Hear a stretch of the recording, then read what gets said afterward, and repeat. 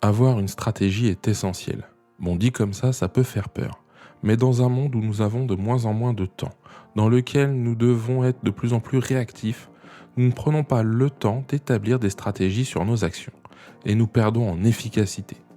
Dans l'épisode d'aujourd'hui, nous allons voir les bienfaits d'établir une ou des stratégies et je vais même te proposer 3 exemples concrets en lien avec ton activité. Alors installe-toi confortablement et on y va.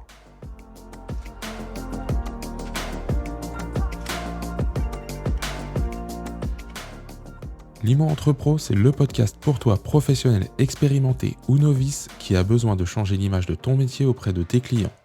À chaque épisode, nous partageons ensemble un ou plusieurs sujets pour t'aider à avancer dans ton quotidien, pour qu'il te ressemble, qu'il soit aligné avec tes valeurs et surtout remettre l'humain au cœur de ce métier. Alors je te remercie de ton écoute et c'est parti.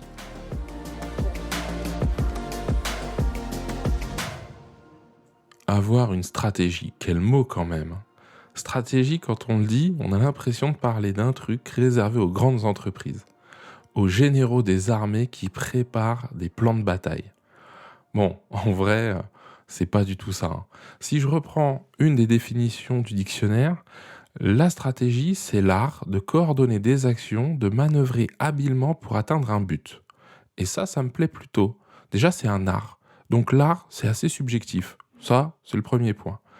Coordonner des actions. Ah, le côté action, moi, ça aussi, j'aime bien, hein. On y va, c'est bon. Manœuvrer habilement, je pourrais faire le lien avec de l'écoute face à son client pour atteindre un but, un objectif. Là, tout de suite, moi, je me dis, tiens, c'est plutôt accessible comme idée. C'est pas un truc réservé aux grands pontes des grandes entreprises du CAC 40. Alors, il y a un autre élément à prendre en ligne de compte, qui vient aussi de la définition du Larousse, hein, du dictionnaire, c'est que la stratégie, ça peut être vu comme un ensemble de décisions prises en fonction d'hypothèses de comportement des personnes intéressées dans une conjoncture déterminée. Bon, si je le traduis, c'est dans une situation, je peux avoir des clients, d'accord? Et moi, je peux avoir établi mes décisions en fonction des comportements que j'imagine que mes clients vont avoir. Et ça fonctionne plutôt bien. Avec un client qui est enthousiaste, j'aurai pas les mêmes comportements, je vais pas prendre les mêmes décisions qu'avec un client qui est plutôt réservé, qui est même peut-être dans une certaine peur. Donc, tout ça, moi, ça me parle bien et c'est pour ça que je dis qu'avoir une stratégie, c'est essentiel. Ça va nous permettre d'avoir un fil conducteur, d'avoir aussi des actions qui vont être cohérentes les unes par rapport aux autres. Ça va aussi me permettre, en cas de doute ou en cas de non-efficacité, hein, très clairement, de réajuster, de me dire, bon, je suis passé par tel chemin, mais je vais pouvoir prendre tel autre, toujours dans le respect de ma stratégie, parce que c'est un objectif quelque part à atteindre aussi derrière. Alors, moi, je vais être très direct. Pour moi, une stratégie, c'est pas un piège pour ton client, hein, pour notre client. Ce n'est pas de le manipuler dans notre propre intérêt. C'est pas du tout ça une stratégie. C'est vraiment quelque chose qui est pour moi une construction. Je construis mes actions en fonction de ma stratégie. Si ma stratégie, c'est de prendre des mandats exclusifs, c'est quelles sont mes actions pour obtenir des mandats exclusifs. C'est un exemple. C'est une réflexion sur nos actions en lien avec notre vision, nos valeurs et nos objectifs. Et c'est ça qui est génial en fait avec une stratégie, c'est dès qu'on en a une, on tient quelque chose qui va être facile, en tout cas plus facile de dérouler, avec de la cohérence, avec des actions qui vont ressembler à ce qu'on porte en nous, ce qui aussi va nous donner notre vision future de là où on veut aller, et donc des objectifs qui soient chiffrés ou qualitatifs qu'on souhaite obtenir. Donc, au final, une stratégie, ça se prépare, ça se construit et ça se corrige. Ça se prépare en amont, on l'a vu, on peut imaginer des scénarios, on peut imaginer des façons de faire de nos clients pour déjà commencer à avoir un axe au démarrage. On peut la construire face à notre client aussi, c'est-à-dire qu'on sait quelles sont les valeurs qu'on va porter, ce vers quoi on veut tendre, donc notre objectif, et s'adapter en permanence, mais toujours en respectant cette stratégie de départ. Et ça se corrige, c'est on va dire, post-entretien, après avoir parlé avec un client, après avoir eu un rendez-vous, on peut se dire, on n'est pas parti sur la bonne stratégie aussi. On peut la corriger, lui apporter des modifications mineures ou majeures pour que ça corresponde plus à notre objectif à atteindre. Donc voilà, là, j'ai planté le décor, j'espère que déjà que tu vois un peu plus clair.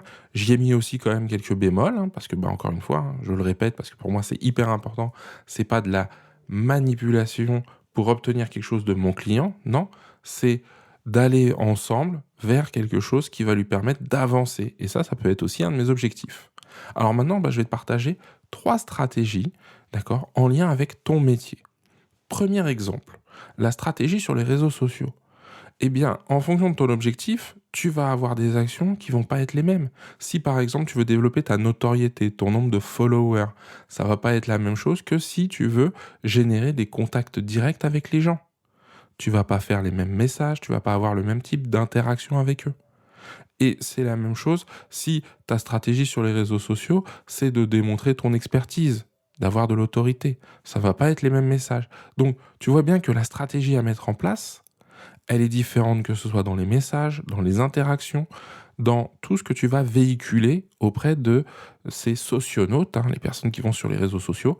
Et donc, c'est vraiment des choses dont il faut prendre, la mesure vraiment de façon globale dans un premier temps.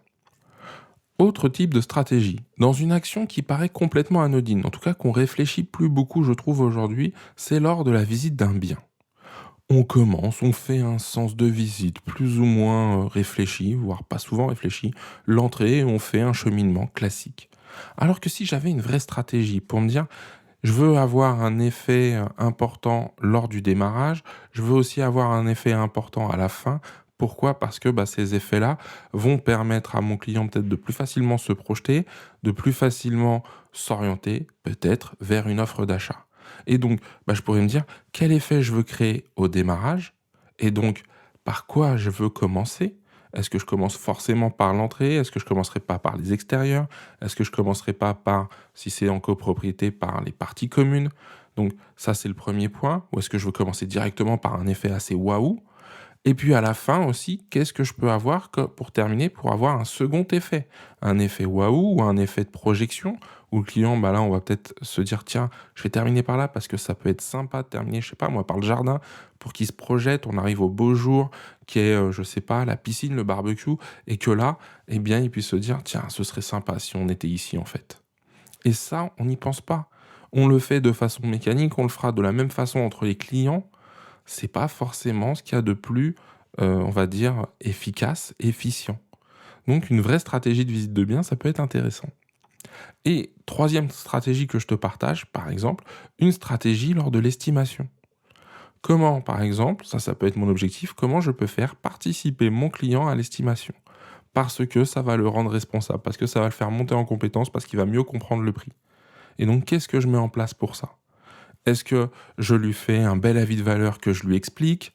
Est-ce qu'il participe avec moi à la visite du bien pour qu'on regarde le bien ensemble ? Est-ce que je combine ces différentes actions ? Est-ce qu'au moment de la réalisation du prix, en tout cas du calcul de ce prix, eh bien je le fais participer ? Est-ce que je lui pose des questions ? Est-ce que je l'implique ? Est-ce que je lui donne un regard différent ? Est-ce que je l'emmène sur des biens ou est-ce que je lui montre des biens que j'ai déjà vendus ? Il y a plein de choses à se poser comme question et à chaque fois, c'est de se dire comment il peut réagir. C'est pas de dire ça va être que dans ce sens-là, c'est non. Ça va être plutôt, tiens, s'il réagit comme ça, je peux aller vers ça. S'il réagit de telle manière, je vais plutôt aller vers là. Et c'est ça qui est intéressant en fait à construire. Alors bien évidemment, ça pourrait prendre beaucoup de temps de construire une vraie stratégie pour chaque chose dont je viens de te citer, mais c'est vraiment quelque chose pour moi qu'on ne fait pas assez parce qu'on ne prend pas le temps, on n'a pas ce recul. Comme je le disais, on est dans un monde qui nous nécessite d'être vraiment toujours speed, on va dire ça comme ça, et c'est dommage. Donc moi, ce que je vais faire pour terminer cet épisode, eh bien, je vais t'inviter à prendre le temps d'analyser une stratégie, peu importe sur quel pan de ton métier, sur quelle action de ton métier, mais c'est de prendre le temps d'y réfléchir. Et si tu n'as pas ce temps, eh bien, prends-le avec moi. Viens me contacter via les réseaux sociaux. Tu as tous les liens dans la description de l'épisode et on en discute. On se fait une petite visio ensemble.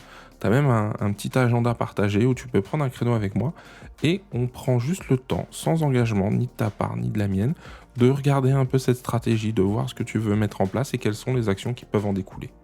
Je trouverais ça chouette, moi, de remettre de la stratégie dans ton métier. Maintenant, il me reste à te remercier des quelques minutes passées ensemble. te demander de mettre 5 étoiles à ce podcast si tu l'as trouvé intéressant, un avis pour encore m'éclairer et me donner des axes pour aller encore plus loin avec ce podcast. Et il me reste à te dire à la semaine prochaine pour parler 10 mois entre pros. D'ici là, prends soin de toi et de tes clients.